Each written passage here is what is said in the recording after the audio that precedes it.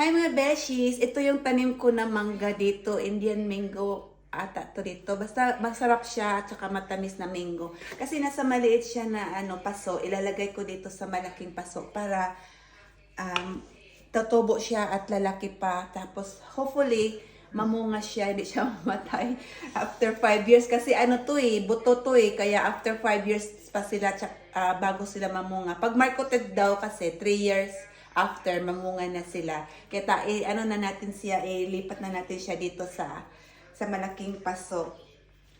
Saan ba yung ko? Ganituhin ko na lang.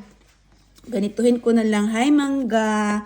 So ililipat kita mangga ha. Kasi para lalaki ka pa ng lalo. Kasi pahaba siya pataas siya. Hindi siya pa kaya. Ayun. Buto lang to na kinain ko. Tapos, ipakita yung buto. Ayan buto. Yung buto. Tumubo agad siya.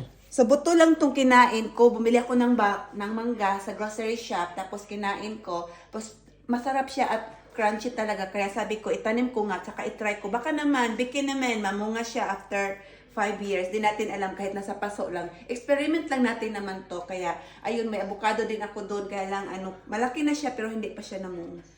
So, ganyan na lang siya. Okay. Ayan, ganyan siya kalalim para lakihan na natin ng paso. Tapos idagdag na lang din natin tong lupa na kinuhanan natin. Dito lang tayo sa loob kasi maulan sa labas. So dito lang tayo sa kusina nag-transfer